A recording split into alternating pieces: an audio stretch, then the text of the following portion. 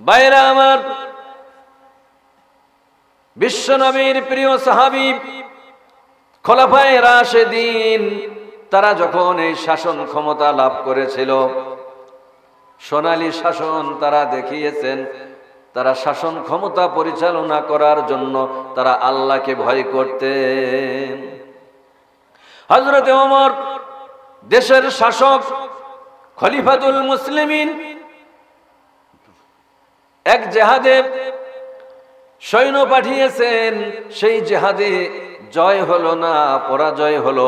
এই খবর শোনার জন্য তিনি উদ্গ্রীব ছিলেন, রাস্তার দিকে তাকায় আছেন, কোন সময় যেন আমার কাছে খবর আসে।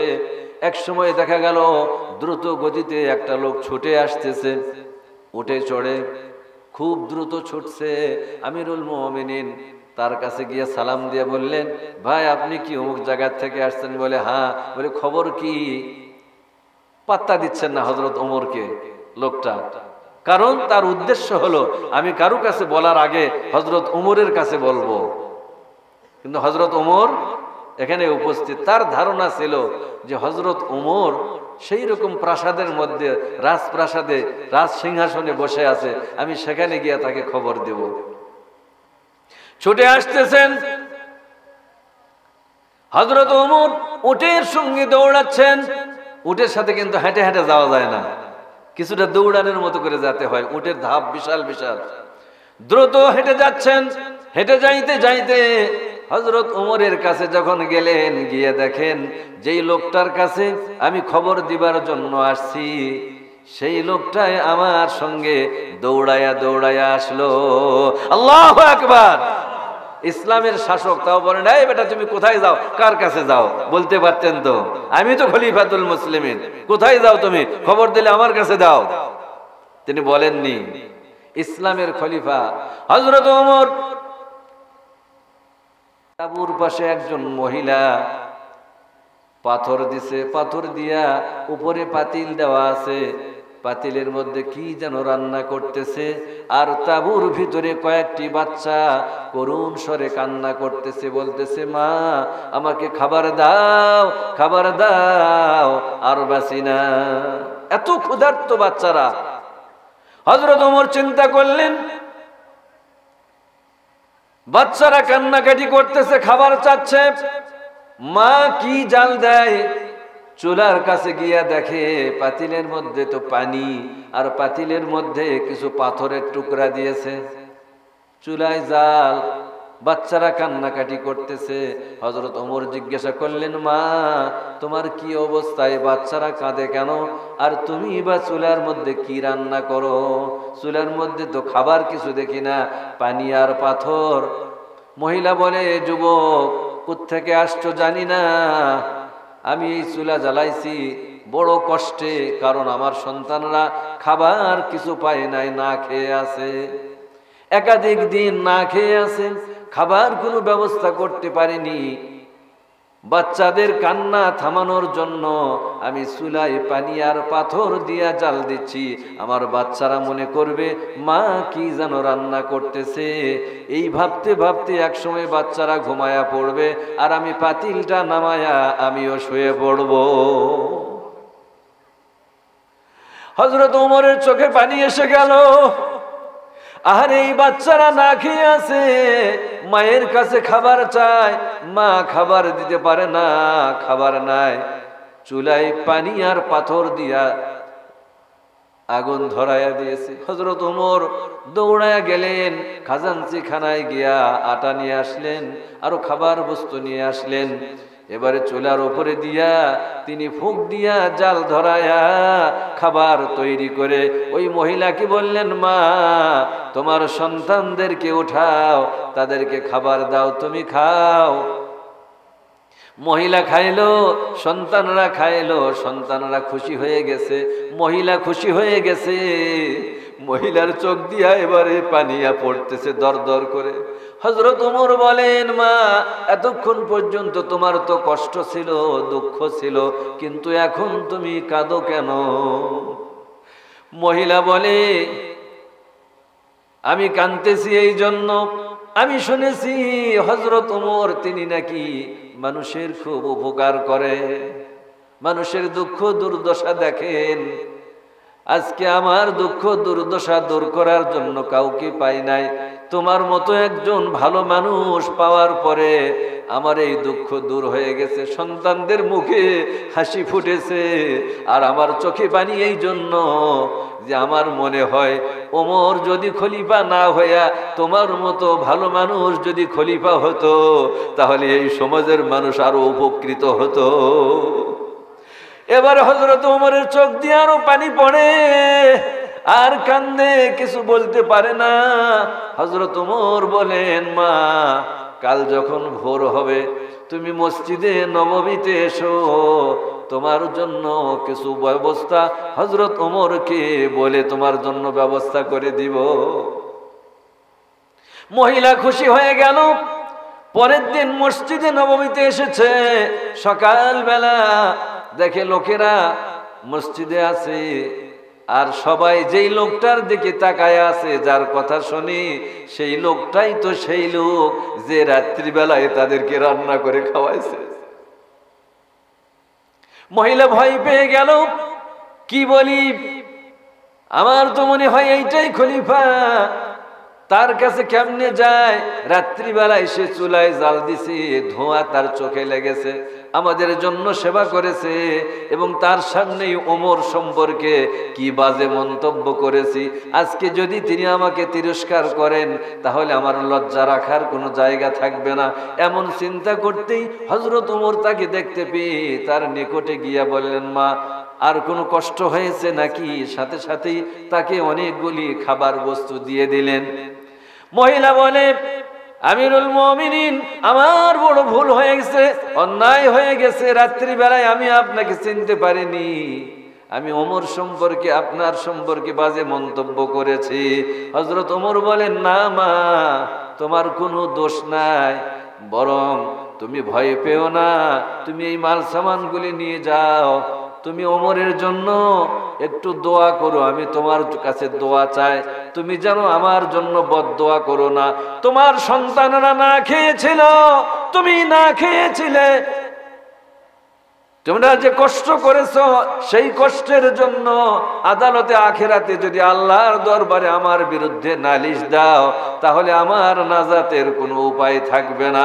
এই জন্য আমি ওমর আপনার কাছে ক্ষমা চাই, দয়া করে আমাকে মাফ করে দিন। আল্লাহু আকবার। মসজিদ থেকেই সকল জিনিসপত্র বন্টন করেছেন, মসজিদে তিনি বিচার ফায়সালা করেছেন, সকল কর্মকাণ্ডের কেন্দ্রবিন্দু ছিল মসজিদ।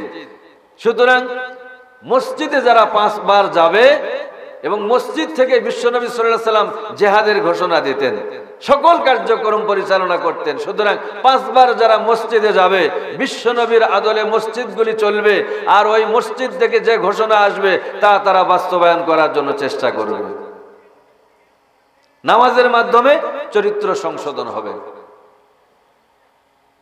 ইন্নাস সালাতা তানহা আনিল ফাহশাই ওয়াল মুনকার, নিশ্চয় নামাজ অশ্লীল এবং নির্লজ্জ কাজ থেকে মানুষকে বিরত রাখে।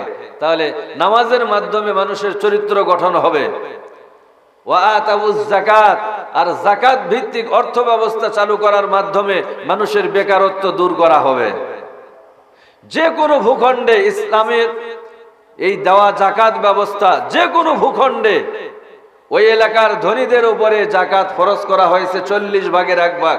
ওই পরিমাণ যাকাত যদি তারা সঠিকভাবে দেয়, ওই সমাজের মানুষের দারিদ্রতা থাকবে না, হাই হাই নাই নাই থাকবে না, বেকারদের কর্মসংস্থানের ব্যবস্থা হবে যাকাতের মাধ্যমে। কিন্তু এই যাকাত আজকে হয়েছে দয়ার দান, মনে চাইলো দিল, মনে নাই চাইলে না দিল। আর যেদিন যাকাত দেবে ঘোষণা করা হয়েছে, ওই যাকাত নিতে এসে মানুষ পায়ের নিচে পিষ্ট হয়ে মরে। খবর শোনেননি আপনারা পত্রিকায়? ঢাকায় যাকাত দেওয়ার জন্য ঘোষণা দিয়েছে, অমুক দিন যাকাত দিবে। ওই যাকাতের টাকা নেওয়ার জন্য, কাপড় নেওয়ার জন্য মানুষ লাইন ধরছে, ভিড়ের চোটে পায়ের নিচে পড়ে পিষ্ট হয়ে 6 জন লোক মারা গেছে। তাহলে বাঁচার জন্য যাকাত নিতে গেছিল, যাইয়া মরলো। কারণ কি? যাকাত সঠিক নিয়মে দেওয়া হয়নি। ইসলামের যাকাতের নিয়ম হলো রাষ্ট্র যাকাত আদায় করবে, সেই যাকাতের অর্থ দরিদ্রদের মধ্যে বন্টন করে দেওয়া হবে। কিন্তু এইভাবে যাকাত আদায় হয় না, মানুষের মধ্যে বন্টন করা হয় না, যার ফলে দারিদ্রতা দূর হচ্ছে না, বেকারত্ব দূর হচ্ছে না। দারিদ্রতা এবং বেকারত্ব দূর করতে চাইলে যাকাত ভিত্তিক অর্থ ব্যবস্থা চালু করতে হবে। আর এই কাজ যদি আমরা না করি, একটা ফরজ ইবাদত নষ্ট করার কারণে আমাদেরকে জাহান্নামে জ্বলতে হবে। মানুষ যদি না খেয়ে মরে, আল্লাহর কোন সৃষ্ট জীব যদি না খেয়ে মরে, এই মৃত্যুর জন্য ওই সমাজের সমাজপতি, ওই সমাজের নেতারা, ওই সমাজের শাসকরা, ওই সমাজের যারা ধনিক শ্রেণী, যারা যাকাত দেয়নি, এরা সবাই দায়ী হবে। ওই সকল মানুষের, সকল সৃষ্ট জীবের পক্ষ থেকে তাদের উপরে লানত বর্ষিত হবে। সুতরাং যাকাত ভিত্তিক অর্থ ব্যবস্থা চালু করা মুসলমানদের জন্য ফরজ কর্তব্য। কারণ আমরা যে ইবাদত করতেছি, এই ইবাদত কতটুকু হচ্ছে? আজকে সুদে সয়লাভ হয়ে গেছে। আমাদের বাংলাদেশের ব্যাংক, বাংলাদেশ ব্যাংক সুদ নেয়, সুদ দেয়, রাষ্ট্রীয়ভাবে সুদ চালু আছে। আপনারা কি আজকে নতুন শুনলেন নাকি? আগের থেকে শুনছেন না? আচ্ছা, যদি শুনে থাকেন তাহলে আমি বলবো, যদি আপনারা শুনে থাকেন তাহলে এই সুদ ভিত্তিক অর্থ ব্যবস্থা শতকরা 92% মুসলমানের দেশে যদি চলে, তাহলে সেই দেশের মানুষের ইবাদত আল্লাহ পাক কবুল করবেন না। আপনি মসজিদ বানাচ্ছেন, এই মসজিদের ভিতরে আপনি বিল্ডিং করতেছেন, এখন যখন চাঁদা ধরছেন, যারা সুদের কারবার করে ওরা মোটা অঙ্কের টাকা দিল, আমরা খুশি হইয়া ইমাম সাহেব সহ সব মুসল্লি মিলা দোয়া করলো, যাক বা এই 10,000 এটা দিছে, নারায়ে তাকবীর, আল্লাহু আকবার, আল্লাহ বেহেশত নসিব করুক, এরকম দোয়া করি না আমরা? ইমাম সাহেব দোয়া করে। এত বড় দাতা আমি দেখিনি। 10,000 এটা দিছে। 10,000 এটার দাম কত? 1 লক্ষ টাকা। কিন্তু সেক্রেটারি সাহেব আবার মন খারাপ করেন না, আপনাকে মসজিদের কথা বলতেছি না, আমি গোটা দেশের কথা বলতেছি। কথা বুঝতে পারতেছেন? টাইলস যখন করা লাগবে, দেখেন যে ওরা আগে মোটা অঙ্কের টাকা দিছে, এসি করা লাগবে, ওরা মোটা অঙ্কের টাকা দিছে। এখন এই সুদখোরের এসি নিয়ে তার আরামে বাতাস খাচ্ছি, সুদখোরের টাইলস নিয়ে তার উপরে আমরা সেজদা দিচ্ছি, সুদখোরের টাকা নিয়ে সেই টাকা দিয়ে মসজিদের যদি আমরা দেওয়াল নির্মাণ করি, তাহলে ওই ইবাদতখানার অবস্থাটা কি আপনারা বলেন তো দেখি। আর যদি বাংলাদেশের অর্থ ব্যবস্থাটাই যদি সুদ মুক্ত যাকাত ভিত্তিক অর্থ ব্যবস্থা হয়, তাহলে মানুষকে ছাকনা দিয়া খাওয়া লাগবে না। গোটা দেশের মধ্যে হালাল উপার্জনের পথ প্রশস্ত হয়ে যাবে। হারাম খানেওয়ালারা চোরের মতো পালায়া পালায়া হাঁটবে। ঠিক না বেঠিক? মানুষ কখন সুদে টাকা নিতে আসে? যখন ঠেকে যায়। যারা সুদখোর তারা চায় মানুষ বেকায়দায় পড়ুক, ঠেকে যাক। ঠেকে গেলে দারিদ্রতা যদি বাড়ে, তাহলে আমার কাছে সুদের টাকা নিতে আসবে। ঠিক না বেঠিক? আর যদি মানুষ গরিব না হয়, অন্তরে ধনী হয়, সচ্ছল হয়, তাহলে যাকাতের আর সুদের টাকা নিতে আসবে না। এই জন্য যারা সুদ খায়, সুদের লেনদেন করে, সুদের অর্থ ব্যবস্থা চালু করে, তারা কখনো চায় না যাকাত ভিত্তিক অর্থ ব্যবস্থা চালু হোক। ঠিক না বেঠিক? সুতরাং যাকাতের মাধ্যমে মানুষের বেকারত্ব দূর করা হবে এবং দারিদ্রতা দূর করা হবে। আর তা'মুরুনা বিল মারুফ নাহি আনিল মুনকার, সৎ কাজে আদেশ, অসৎ কাজে বাধা দান করার কাজ করবে। সৎ কাজে আদেশ এবং অসৎ কাজে বাধা দান করার কাজটা রাষ্ট্র করবে, সমাজের সকল মানুষ করবে। এটা সকল মানুষের উপরে দায়িত্ব। ভাইরা আমার, এই কাজ যেমন রাষ্ট্র করবে, তেমনি সর্বস্তরের মানুষরা করবে। সবাই আমরা দায়িত্বশীল। বিশ্বনবী সাল্লাল্লাহু আলাইহি ওয়াসাল্লাম বলেছেন, আলা কুল্লুকুম রাঈন ওয়া কুল্লুকুম মাসউলুন আন রাইয়াতিহি। তোমরা প্রত্যেকেই দায়িত্বশীল, আর তোমাদের প্রত্যেকের দায়িত্বের ব্যাপারে জিজ্ঞাসাবাদ করা হবে। এই হাদিসের মাধ্যমে পরিষ্কার বলে দেওয়া হয়েছে সব মানুষ দায়িত্বশীল। আপনারা বলবেন যে না, আমরা দায়িত্বশীল নই, তো আমরা কোনো জায়গার নেতা নই। আপনি আপনার বাড়ির নেতা। ঠিক না বেঠিক? আপনি আপনার বাড়ির নেতা।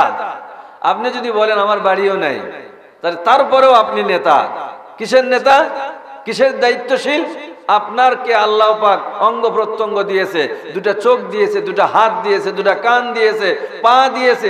এই যে অঙ্গ প্রত্যঙ্গ, এই অঙ্গ প্রত্যঙ্গগুলি ইচ্ছা করলে আপনি ভালো কাজেও লাগাতে পারেন, মন্দ কাজেও লাগাতে পারেন। আপনি ভালো কাজে লাগান কিনা এটা, এবং মন্দ কাজ থেকে নিজেকে বিরত রাখেন কিনা, এটা কে দেখছেন? আল্লাহ রাব্বুল আলামিন। সুতরাং এই অঙ্গ প্রত্যঙ্গ পরিচালনার জন্য আপনি দায়িত্বশীল। অতএব আপনার এই দায়িত্বের ব্যাপারে জিজ্ঞাসাবাদ করা হবে। ভাইরা আমার, তাহলে আমাদেরকে এই ব্যাপারে জিজ্ঞাসাবাদ করা হবে। এই জিজ্ঞাসাবাদের জন্য আমাদের প্রস্তুতি নেওয়া দরকার আছে না নাই? এই জিজ্ঞাসাবাদ কোথা থেকে শুরু হবে? কবর থেকে, তাই না? দুনিয়াতে তো জিজ্ঞাসাবাদ করার জন্য কেউ আসবে না। কবরে গেলেই প্রথমে সওয়াল জবাব হবে। এটা আমরা জানি না? জানি, সবাই জানি, জানি। এবং আমরা প্রশ্নের জবাব ঠিক করে রাখছি, তাই না? কি প্রশ্নের জবাব ঠিক করে রাখিনি? জি, দেখুন, প্রশ্নের জবাব আমরা এইভাবে ঠিক করে রাখছি। কিভাবে? যে যখন ফেরেশতারা জিজ্ঞাসা করবে মান রব্বুকা, তোমার রব কে? আমরা বলে দেব আমাদের রব আল্লাহ। মা দীনুকা, তোমার দিন কি? কোন দিন, কোন জীবন ব্যবস্থা তুমি মানে আসছো, এটা জিজ্ঞাসা করবে। তখন আমরা জবাব দেব আমার দিন হলো ইসলাম। মান নবিয়ুকা, রাসূল সাল্লাল্লাহু আলাইহি সাল্লামকে দেখায়া বলা হবে হাজার রাজুল, এই ব্যক্তিকে। রাসূল সাল্লাল্লাহু আলাইহি সাল্লামকে দেখান, আমরা তখন বলে দেব ইনি মুহাম্মদ সাল্লাল্লাহু আলাইহি সাল্লাম। এটা বলে দেব। এই প্রশ্নের জবাব আমরা ঠিক করে রাখছি, ঠিক কিনা? কিন্তু এই প্রশ্নের জবাব ঠিক করে রাখলেও কিন্তু জবাব দেওয়া যাবে না। কেন যাবে না? এই তিনটা প্রশ্নের জবাব যদি আমরা দিতে চাই, আল্লাহকে যদি রব মানি, তাহলে ওই আল্লাহর গোলামি করতে হবে, আল্লাহর দাসত্ব করতে হবে, আল্লাহর বিধানকে মেনে চলতে হবে। ঠিক না বে ঠিক? আল্লাহর বিধানকে আমরা মেনে চলতেছি, সে কথাই তো আমি শুরুর থেকে বলে আসতেছি। আল্লাহকে যারা রব মেনেছে, আল্লাহ রাব্বুল আলামিনকে সার্বভৌম ক্ষমতার মালিক মনে করবে। আল্লাহ হলেন সার্বভৌমত্বের মালিক। কিন্তু আমাদের বাংলাদেশে সার্বভৌমত্বের মালিক হলো জনগণ। বলেন তো এটা শিরক হচ্ছে কিনা? শিরক হচ্ছে। সার্বভৌমত্বের মালিক কে? জোরে চিল্লায় বলেন। আমরা মুসলিম। আয়াতুল কুরসি পড়া পড়া খালি বুকে ফু দিলে চলবে না। আয়াতুল কুরসির মধ্যে আল্লাহ পাক পরিষ্কার বলে দিয়েছেন আমি সার্বভৌম ক্ষমতার মালিক। আল্লাহকে বাদ দিয়ে যারা অন্য কাউকে সার্বভৌম ক্ষমতার মালিক মনে করবে, সে ঈমানদার নয়। সুতরাং আমাদের ঈমান হরণের কারণ হয়ে গেছে। সংবিধানে যেখানে লেখা আছে যে জনগণই ক্ষমতার উৎস, এখানে সন্নিবেশিত করতে হবে, এই সংবিধানকে সংশোধন করে এখানে সন্নিবেশিত করতে হবে যে সার্বভৌম ক্ষমতার মালিক হলেন আল্লাহ, সকল ক্ষমতার উৎস হলেন আল্লাহ। ঠিক না বেঠিক? আল্লাহ ক্ষমতা দিতেও পারে, ক্ষমতা ছিনায়াও নিতে পারে। এটা কি বাংলাদেশে আবার প্রমাণ করা লাগবে? খালি নমরুদ ফিরআউনের কথা শুনে আসতেছিলাম, আবু জেহেলের কথা শুনে আসতেছিলাম। আমরা বাংলাদেশে এটা দেখলাম যে আর হবে না, করার পরেও কেউ নামাতে পারবে না, তারপরেও আল্লাহ দেখায় দিলেন আমি পারি। ঠিক না ঠিক? আরো জোরে বলতে হবে আল্লাহ পারেন, অবশ্যই পারেন। তিনি দেখায় দিলেন আমি পারি। মহা ক্ষমতাধর, তাকে আল্লাহ ঘাড় ধরে নামায়া দিতে পারেন। সুতরাং ওই আল্লাহ পারেন। যে আল্লাহ পারেন, যে আল্লাহ হাতে সবকিছু ক্ষমতা, যে আল্লাহ মানুষের মৃত্যু দেন, মানুষকে জীবন দেন, সেই আল্লাহকে ক্ষমতার উৎস মনে না করে আমরা জনগণকে ক্ষমতার উৎস মনে করলাম। জনগণই আমাদেরকে ক্ষমতা দিতে পারে, ক্ষমতার থেকে নামাতে পারে। এইটা শিরক করা হয়। তবে যেখানে গণতন্ত্র আছে সেখানে ভোটের মাধ্যমেই নেতা নির্বাচিত হয়, সরকার গঠিত হয় ভোটের মাধ্যমে। ভোট দিয়ে কাউকে দায়িত্ব দেওয়া যায়, কিন্তু তাই বলে জনগণ ক্ষমতার মালিক নয়, ক্ষমতার উৎস নয়। ক্ষমতার মালিক হলেন আল্লাহ। ওই আল্লাহর কাছে যদি জবাবদিহিতা থাকে তাহলে সব শাসকরা আল্লাহর ভয়ে প্রকম্পিত হবে যে আমি দুনিয়াতে যে শাসন ক্ষমতা চালাচ্ছি, যা কিছু করছি, এর সব কিছুর জন্য আল্লাহর কাছে জবাবদিহিতা করতে হবে। ইসলামের শাসকরা আল্লাহর সামনে জবাবদিহিতাকে ভয় করতেন, জনগণের অধিকার নিশ্চিত করতেন তারা আল্লাহর ভয়ে। বলেন না সুবহানাল্লাহ। ইসলামের শাসকদের কথা একটু বলার দরকার আছে না নাই? আছে।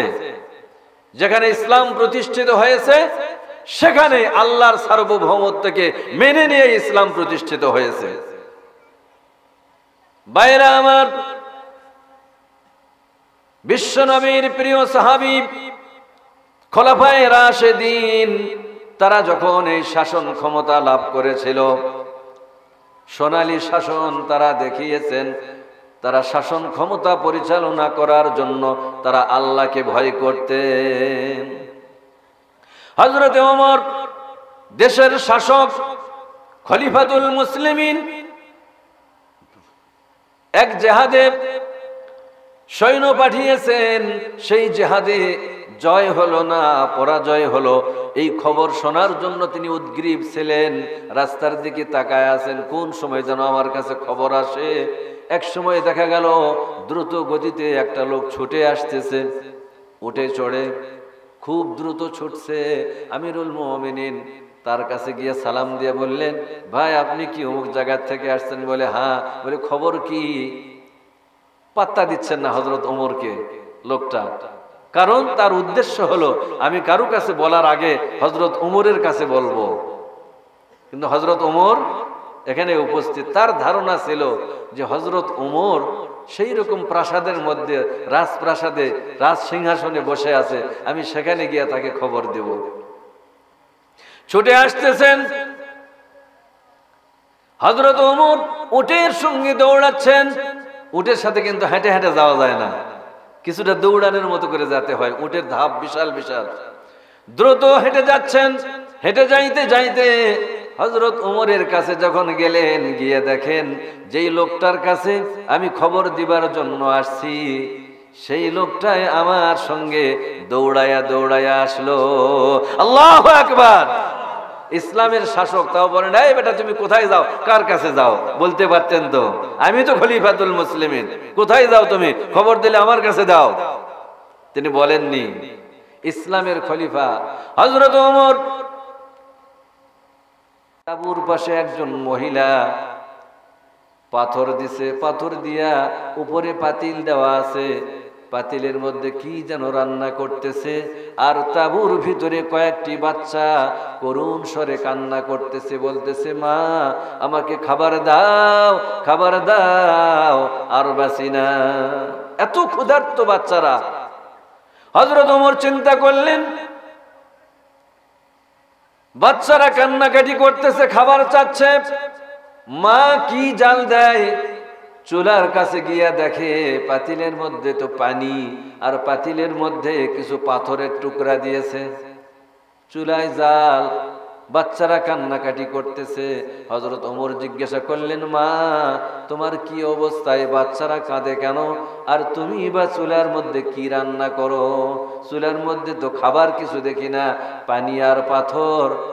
মহিলা বলে, যুবক কোত্থেকে আসছো জানি না, আমি এই চুলা জ্বালাইছি বড় কষ্টে, কারণ আমার সন্তানরা খাবার কিছু পায় নাই, না খেয়ে আছে, একাধিক দিন না খেয়ে আছে, খাবার কোনো ব্যবস্থা করতে পারিনি।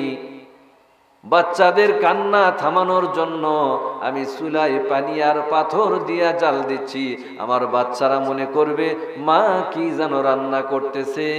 এই ভাবতে ভাবতে একসময় বাচ্চারা ঘুমায়া পড়বে, আর আমি পাতিলটা নামায়া আমিও শুয়ে পড়ব। হযরত ওমরের চোখে পানি এসে গেল। আর এই বাচ্চারা না খেয়ে আছে, মায়ের কাছে খাবার চায়, মা খাবার দিতে পারে না, খাবার নাই। চুলায় পানি আর পাথর দিয়া আগুন ধরাইয়া দিয়েছে। হযরত ওমর দৌড়ায়া গেলেন, খাজানচি খানায় গিয়া আটা নিয়ে আসলেন, আরো খাবার বস্তু নিয়ে আসলেন। এবারে চুলার উপরে দিয়া তিনি ফুঁক দিয়া জাল ধরায়া খাবার তৈরি করে ওই মহিলাকে বললেন, মা তোমার সন্তানদেরকে উঠাও, তাদেরকে খাবার দাও, তুমি খাও। মহিলা খাইলো, সন্তানরা খাইলো, সন্তানরা খুশি হয়ে গেছে, মহিলা খুশি হয়ে গেছে। মহিলার চোখ দিয়া এবারে পানিয়া পড়তেছে দর দর করে। হযরত ওমর বলেন, মা এতক্ষণ পর্যন্ত তোমার তো কষ্ট ছিল, দুঃখ ছিল, কিন্তু এখন তুমি কাঁদো কেন? মহিলা বলে, আমি কাঁদতেছি এই জন্য, আমি শুনেছি হযরত ওমর তিনি নাকি মানুষের খুব উপকার করে, মানুষের দুঃখ দুর্দশা দেখেন। আজকে আমার দুঃখ দুর্দশা দূর করার জন্য কাউকে পাই নাই, তোমার মতো একজন ভালো মানুষ পাওয়ার পরে আমার এই দুঃখ দূর হয়ে গেছে, সন্তানদের মুখে হাসি ফুটেছে, আর আমার চোখে পানি এই জন্য যে আমার মনে হয় ওমর যদি খলিফা না হইয়া তোমার মতো ভালো মানুষ যদি খলিফা হতো, তাহলে এই সমাজের মানুষ আরো উপকৃত হতো। এবার হযরত ওমরের চোখ দিয়ে আরো পানি পড়ে, আর কান্দে, কিছু বলতে পারে না। হযরত ওমর বলেন, মা কাল যখন ভোর হবে তুমি মসজিদে নববীতে এসো, তোমার জন্য কিছু ব্যবস্থা হযরত ওমরকে বলে তোমার জন্য ব্যবস্থা করে দিব। মহিলা খুশি হয়ে গেল। পরের দিন মসজিদে নববীতে এসেছে, সকালবেলা দেখে লোকেরা মসজিদে আছে, আর সবাই যেই লোকটার দিকে তাকায় আছে, যার কথা শুনি, সেই লোকটাই তো সেই লোক যে রাত্রিবেলায় তাদেরকে রান্না করে খাওয়াইছে।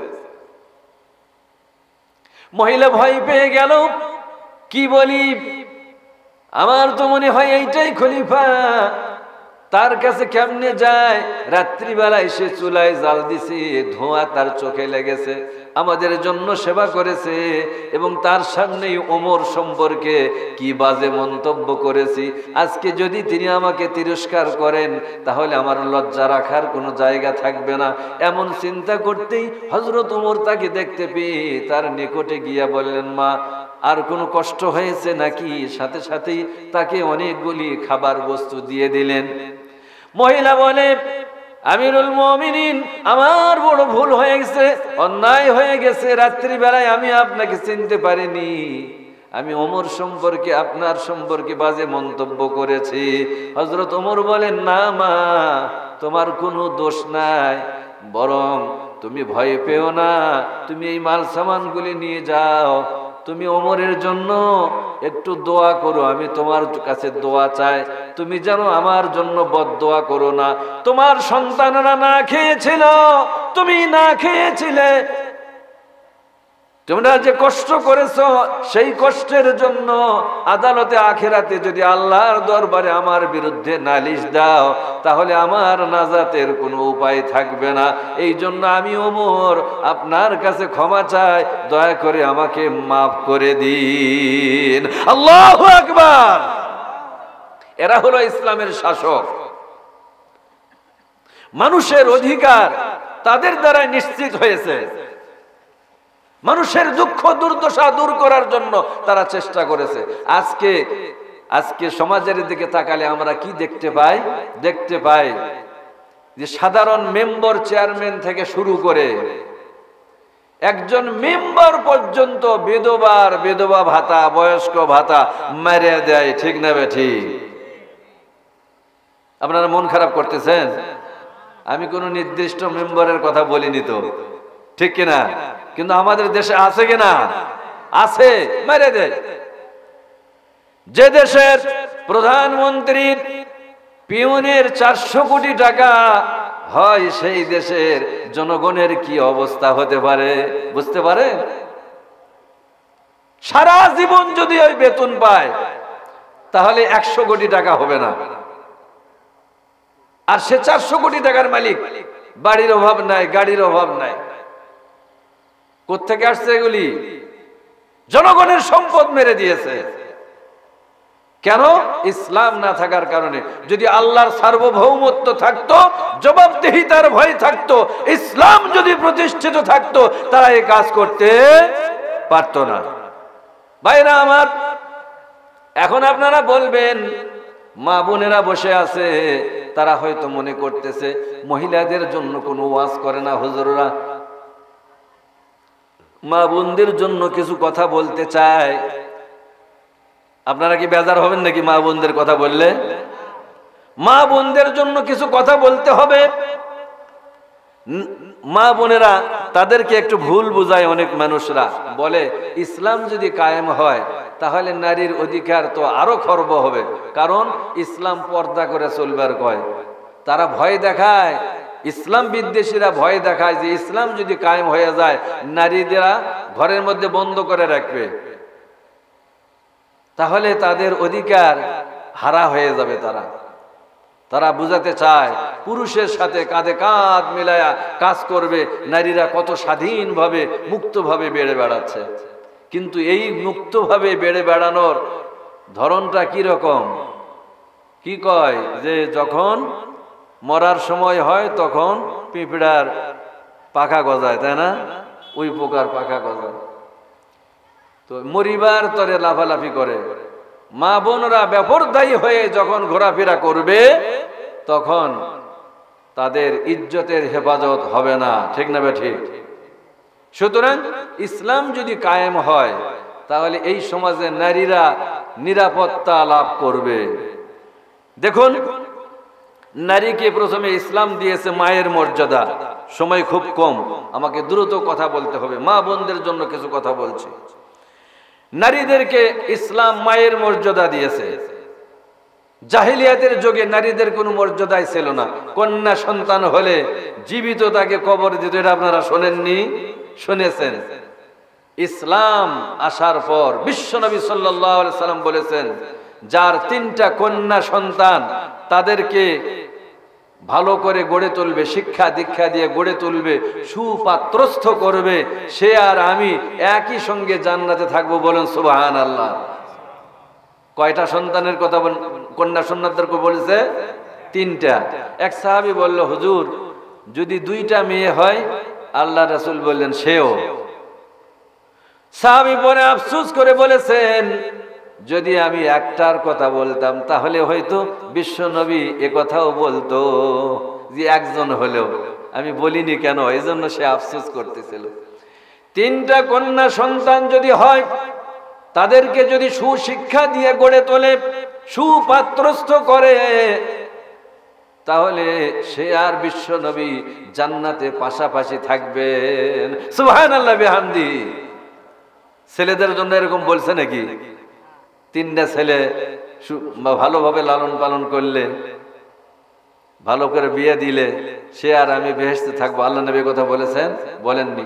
নারীদের ব্যাপারে বলেছেন, ইসলাম নারীকে মায়ের মর্যাদা দিয়েছে, কন্যা হিসাবে মর্যাদা দিয়েছে, স্ত্রী হিসাবে মর্যাদা দিয়েছে, সকল ক্ষেত্রে মর্যাদা দিয়েছে ইসলাম। মায়ের মর্যাদা সবচাইতে বেশি। আল্লাহ নবী বলেছেন, রগিমা আনফুহু রগিমা আনফুহু রগিমা আনফুহু, তার নাক ধুলাই মলিন হোক, তার নাক ধুলাই মলিন হোক, তার নাক ধুলাই মলিন হোক। কিলা মান ইয়া রাসূলুল্লাহ, সাহাবায়ে কেরামগণ বললেন, ইয়া রাসূলুল্লাহ, কে সেই ব্যক্তি যাকে সতর্ক করার জন্য আপনি বেচাইন হয়েছেন?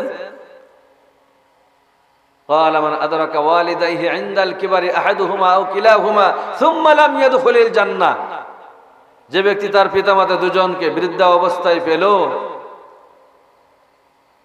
জান্নাতি হতে পারল না। অর্থাৎ পিতামাতার খেদমতের মাধ্যমে জান্নাত লাভ করা যায়। যে ব্যক্তি পিতামাতার খেদমত করে সেবা করে জান্নাতি হতে পারল না, সে ধ্বংস হোক। অর্থাৎ বৃদ্ধ পিতামাতা থাকলে সন্তানের জান্নাতের দরজা যেন খোলা আছে, পিতামাতার সেবা করবে, সে জান্নাতি হবে। বিশ্বনবী বলেছেন, পিতামাতা যদি অমুসলিমও হয় তবুও পিতামাতার সেবা করতে হবে। এই ওয়াজ কি যুবকদের কাছে ভালো লাগে? ভালো লাগে না। বেটার বইয়ের কাছে আরো ভালো লাগে না। তবে সব মহিলা নয়, কিছু কিছু মহিলা এরকম থাকে। ভাইরা আমার, আপনার স্ত্রী যাই বলুক, অন্য লোকেরা যাই বলুক, আপনার দায়িত্ব হলো পিতামাতাকে সবচাইতে মর্যাদার আসনে রাখা। এক ব্যক্তি এসে আল্লাহর নবীর কাছে বলল, ইয়া রাসূলুল্লাহ, আমার পিতামাতা আমার কাছে কিছু চায়, আমার সম্পদের কতটুকু অংশ দিতে হবে? বিশ্বনবী বললেন, আনতা ওয়া মালুকা, তুমি এবং তোমার মাল সম্পদ, আবিকা তোমার পিতা, তুমি এবং তোমার মাল সম্পদ সবই তো তোমার পিতা, তুমি আবার এর মধ্যে অংশ জানতে আসছো কেন? তাহলে আমি নিজে এবং আমার যা সম্পদ সবই আমার পিতামাতার, এখানে ভাগ করার কোনো সুযোগ নাই। সুতরাং সবকিছু দিয়া হলেও পিতামাতার সেবা করে জান্নাতি হবার চেষ্টা করতে হবে। ও যুবকরা, ফকিরপাড়া এলাকার যুবকরা শুনে রাখো, মাইকের আওয়াজ যারা পাচ্ছেন সকলকেই বলছি, পিতামাতা যদি জীবিত থাকে আপনার এখনো সুযোগ আছে জান্নাতে যাওয়ার। পিতামাতার সেবার মাধ্যমে জান্নাতের দরজাটা খুলে রাখুন। পিতামাতার অবাধ্য হলে আল্লাহর অসন্তুষ্টি, পিতামাতার সন্তুষ্টিতে আল্লাহর সন্তুষ্টি। পিতামাতা যদি অমুসলিম হয় তবুও পিতামাতার খেদমত করতে হবে। আসমা রাদিয়াল্লাহু তাআলা আনহা আল্লাহর নবীকে এসে বললেন, ইয়া রাসূলুল্লাহ, আমার মা আসছে, সে অমুসলিম, তার সেবা করতে হবে, তার কথা শুনতে হবে, তাকে কি সম্মান দেখানো যাবে? বিশ্বনবী বললেন, অবশ্যই, সব কিছু দিয়ে তার সম্মান করবে, কিন্তু ইসলামের বিপরীত কোন কথা বললে সেটা তুমি মানবে না। তাহলে অমুসলিম হলেও যেখানে সেবা করার কথা আছে সেখানে মুসলিম সন্তানরা পিতামাতার খেদমত করবে না, এটা হতে পারে না। মায়ের মর্যাদা দিয়েছে বিশ্বনবী সাল্লাল্লাহু আলাইহি সাল্লামের দুধ মা। মক্কা বিজয়ের পরে তিনি হুনাইন এলাকায় যখন ছিলেন, তার দুধ মা আসলো, আল্লাহর নবী তার নিজের গায়ের চাদরটা বিছায় দিয়েছেন। সেই চাদরে হালিমাতুস সাদিয়া তিনি ওখানে বসেছিলেন। এরপরে অনেকগুলি হাদিয়া তোহফা নিয়ে এসে তার কাছে দিলেন বিশ্বনবী। সাহাবায়ে কেরাম জিজ্ঞেস করলো, কে এই মহিলা যে আল্লাহর রাসূলের চাদরের উপরে বসেছে? লোকেরা বলল, ইনি হলেন তার দুধ মা। বলুন না সুবহানাল্লাহ। বিশ্বনবী দেখাই দিয়েছেন মায়ের মর্যাদা সবচাইতে বেশি। বিশ্বনবী বলেছেন যে নিজের বুকের চামড়া দিয়ে জুতা বানায়া মায়ের পায়ে পরাইয়া দিলে, মা প্রসব ব্যথার সময় একবার উফ শব্দ করেছে, এর ঋণ শোধ হবে না। বলেন না সুবহানাল্লাহ। মানুষ দোয়া নেওয়ার জন্য কোথায় কোথায় যায়, অথচ বাবা মার কাছে দোয়া নেয় না। বাবা মা দোয়া করলে 100% কবুল হবে। এখানে দোয়া নেয় না, দোয়া নেয় বিভিন্ন জায়গায়। হ্যাঁ, পীর সাহেবের কাছে যায়, দোয়া নেয়, অনেক জায়গায় যায়, দোয়া নেয়। মাওলানা মুন্সি সাহেব হুজুরের কাছে যায় দোয়া নেওয়ার জন্য, যান সেখানে দোয়া নেন, আপত্তি নাই। কিন্তু দোয়া কবুলিয়াতের গ্যারান্টি আছে পিতা মাতার কাছে। ওই মুখ দিয়া যা বের হবে তা আল্লাহর দরবারে কবুল হয়ে যাবে। হয়তো ধন সম্পদ চাইবেন, আপনার মা ধন সম্পদের জন্য দোয়া করেছে, আপনি বড় লোক হননি, আপনি একথা মনে করেন না যে আপনার মায়ের দোয়া কবুল হয়নি। আপনার কল্যাণের জন্য আল্লাহ ওটা স্থগিত রেখেছেন, অবশ্যই ওটা আপনাকে দিয়ে দিবেন। বাবা মার দোয়া বিফলে যায় না। সুতরাং ইসলাম মায়ের মর্যাদা দিয়েছে, কন্যা হিসেবে শিশুর মর্যাদা দিয়েছেন। এইভাবে করে আল্লাহ নবী বলেছেন 3টি কন্যা সন্তানের কথা। তবে সুপাত্রস্থ করতে হবে, মেয়েকেও যেমন সুপাত্রস্থ করতে হবে, ছেলেদেরকেও বিবাহ দেওয়ার সময় নেককারিনী কন্যা নিয়ে এসে তাকে বিয়ে দিতে হবে। এখন আমাদের দেশে কন্যা সন্তানের দাম বেশি না ছেলে সন্তানের দাম বেশি? ছেলে সন্তানের। পয়লা যদি বেটা হয় তো খুব খুশি, তাই না? আর বেটি হলে মনটা ছোট হয়ে যায়। তাহলে এর দ্বারা প্রমাণ হয় যে আইয়ামে জাহেলিয়াতের ওই সকল স্বভাব এখনো আমাদের সমাজে আছে। জমিত হাল বোবার গেছে, ধান কাটবার গেছে, যদি খবর দেয় শালা এসে, দুলে ভাই চলেন, মা যাবার কলো, আব্বা যাবার কলো, কি খবর? কই ইয়া আপার বেটি হচ্ছে।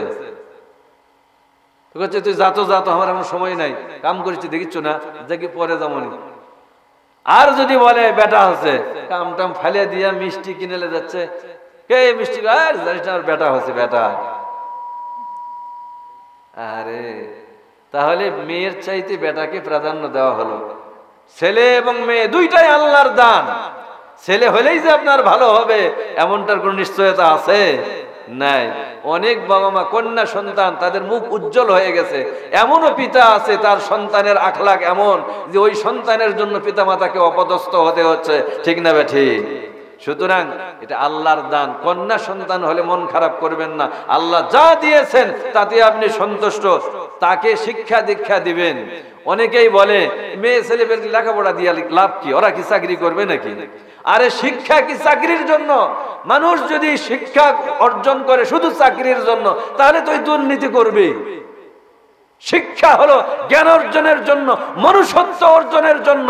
এই সত্যিকার শিক্ষা, নৈতিক শিক্ষা না থাকার কারণে সর্বোচ্চ ডিগ্রি নিয়ে আমাদের দেশের কলেজ ইউনিভার্সিটিতে সর্বোচ্চ ডিগ্রি নিয়ে আসার পরেও সব অন্যায় করে, জালিয়াতি করে, দুর্নীতি করে, বাটপাড়ি করে, মানুষের সম্পদ হরণ করে, মিথ্যা শেখায়েত গীবত দিয়া ভরপুর। সমাজ পরিবর্তন হচ্ছে না, কারণ এমন এক শিক্ষা ব্যবস্থা আমাদের সামনে রয়ে গেছে যেই শিক্ষা দিয়া মানুষের চরিত্র পাল্টাচ্ছে না, কারণ শিক্ষা ব্যবস্থায় কোরআন নাই। ভাইরা আমার, ইসলাম যে শিক্ষা আমাদেরকে দিল, এই শিক্ষাকে বাস্তবায়ন করার জন্য আমি বলতেছিলাম নারীদের অধিকারের কথা। নারীদের বৈবাহিক বন্ধন এমন একটা মজবুত বন্ধনের মধ্যে রাখা হয়েছে, যেই বন্ধনটা ঠুনকো নয়। 3টা কলেমার মাধ্যমে আমরা বিয়ে পড়াই, ঠিক না বে ঠিক? একটা নারী বৈধ হয়ে যায় আমাদের জন্য, আর এই নারী তাকে তালাক দেওয়া আল্লাহ পাক এমন করে দিয়েছেন যে আল্লাহর কাছে নিকৃষ্টতম হালালের মধ্যে সবচাইতে নিকৃষ্টতম হালাল হলো তালাক। আর এই তালাক হয়ে গেছে আমাদের সমাজে পান্তা ভাত, ঠিক না বে ঠিক? তালাক হয়ে গেছে পান্তা ভাত। 3 তালাক একবারে দেয়, দিয়াও হাউস মেটে না, কই 14 তালাক তোর গোষ্ঠী তালাক। আপনারা অবাক হয়ে যাবেন, আমার কাছে 500 মাদ্রাসা, তো মাদ্রাসা আমার কাছে যায়, আমি জানি যে আমাকে এই এলাকার লোকে তালাক দিলে 1 তালাক 2 তালাক দেয় না, একবারে 3 তালাক দেয়। আবার এই যে 14 তালাক। আমি একজনকে জিজ্ঞাসা করছিলাম যে ঠিক যা যা করছেন আপনি তাই কোন তো, তুই আর কভার চাচ্ছে না, ওর সাইডে যায় আছে, ওই করছে হুজুর সত্যি কথা, এই যে এইভাবে কছে। কি কছে? কই 1 তালাক 2 তালাক 3 তালাক 14 তালাক তোর গোষ্ঠী তালাক, এই কথা কছে, আমি নিজে শুনেছি, সাক্ষী দিল। বলেন তো তাহলে 14 তালাক দেওয়া জায়েজ আছে? 3 তালাক একসাথে দেওয়া জায়েজ নাই, ওই আবার গোষ্ঠী তালাক দিছে। হযরত ওমর তার কাছে যদি এই খবর যেত যে এক